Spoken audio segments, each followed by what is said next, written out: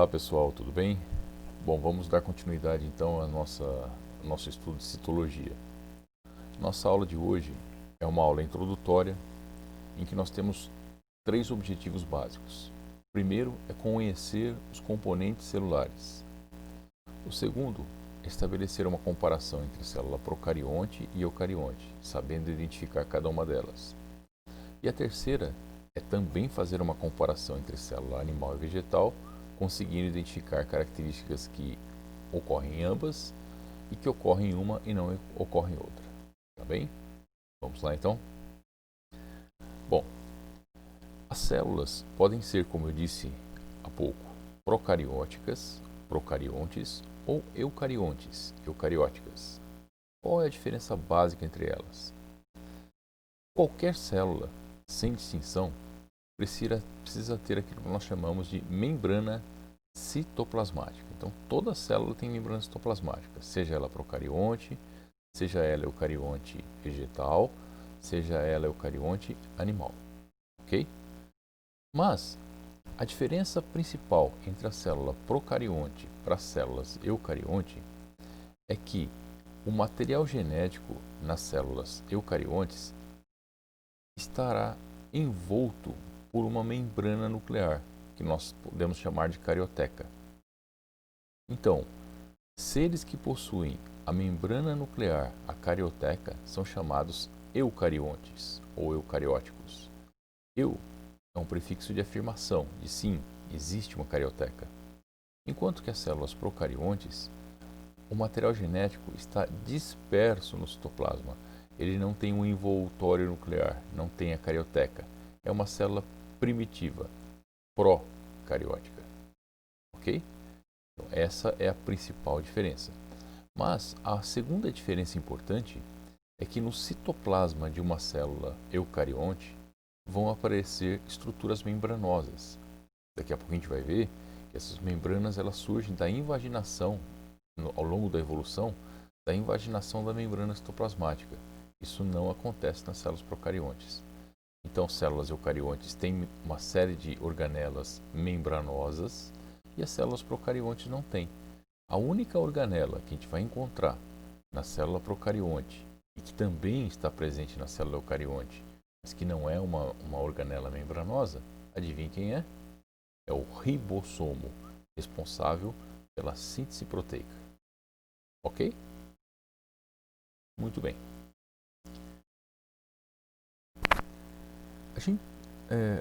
Os biólogos acreditam que as células eucariontes elas surgem ao longo da evolução a partir de um processo de invaginação da membrana citoplasmática que foi dando origem gradativamente a uma série de organelas. Organelas estas que a gente vai citar hoje na aula, mas que vamos conhecer aos poucos depois numa outra aula. Exceto duas organelas. Existe uma teoria que indica que a mitocôndria e o cloroplasto foram incorporadas durante o processo evolutivo, foram englobadas e ali permaneceram como componentes celulares.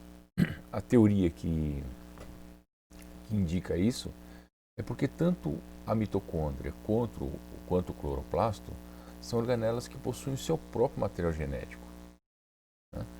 E elas conseguem inclusive fabricar suas próprias proteínas. Isso indica que esses seres, em algum momento no processo evolutivo, eram independentes, foram englobados e passaram a trabalhar de forma simbiótica com a célula e, ao longo do tempo, passou a fazer parte dessa célula. Tá bem? Nos seres procariontes, esse processo não ocorre e aí não há, então, a formação de organelas membranosas. Bom, então nós já sabemos a diferença entre uma célula procarionte e uma célula eucarionte, ok? Vamos verificar agora a diferença entre uma célula eucarionte animal e uma célula eucarionte vegetal. Bem? O objetivo da aula, como eu disse, é estabelecer essa diferença. Nós vamos citar algumas funções das organelas citoplasmáticas, mas não temos a intenção aqui de aprofundar, né?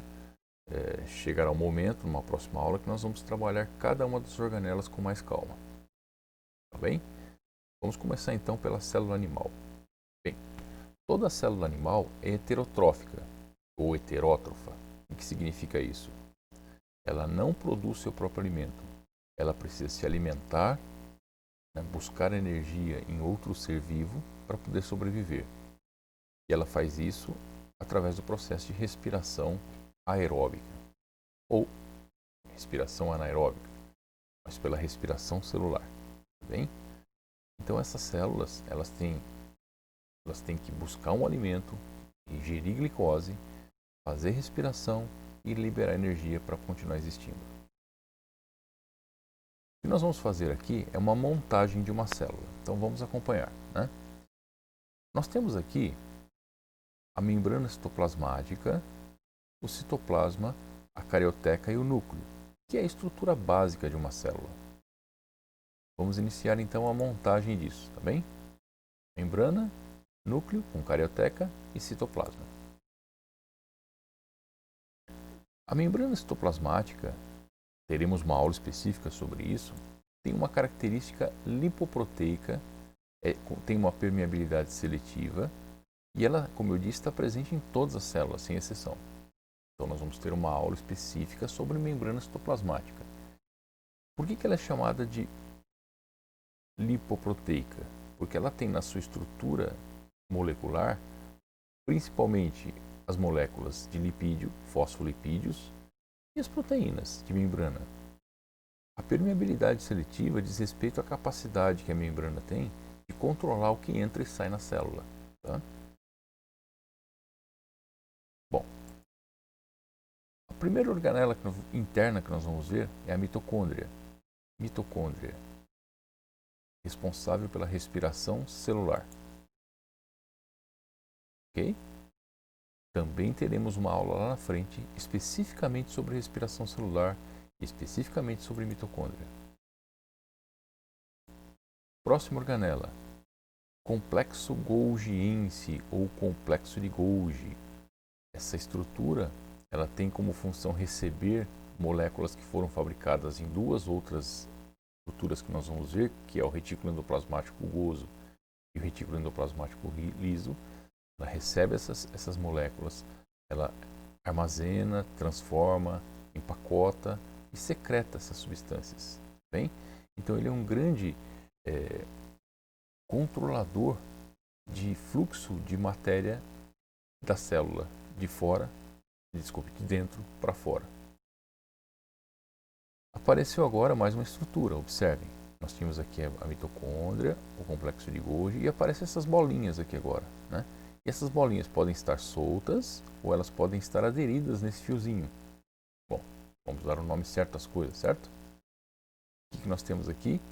O retículo endoplasmático rugoso, granular ou rugoso. Por que ele é chamado assim?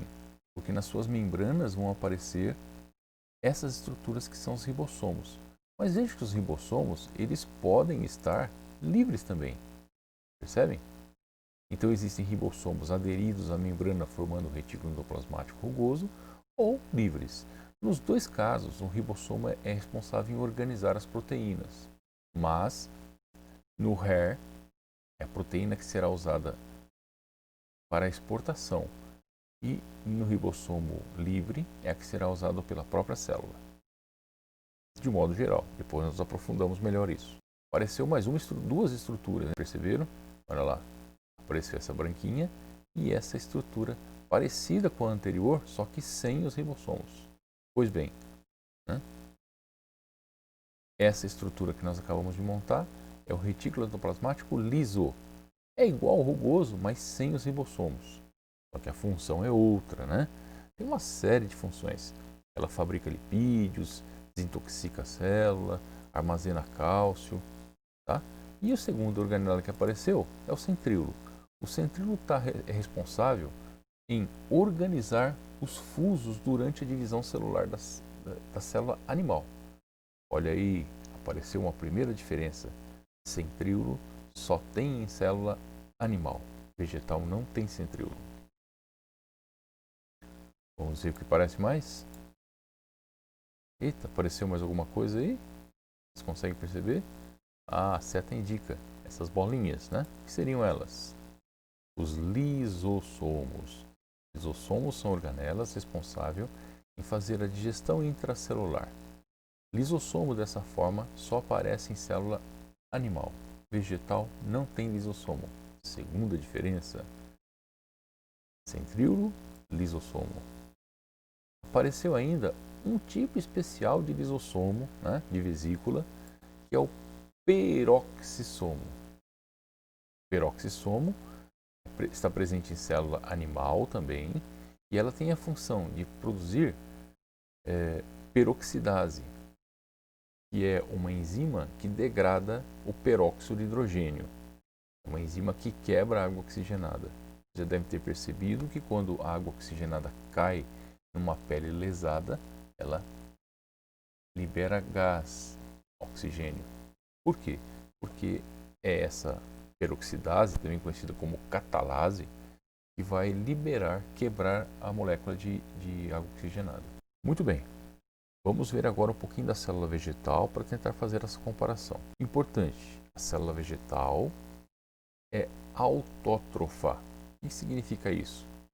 Diferentemente da célula animal, ela faz seu próprio alimento a partir da fotossíntese.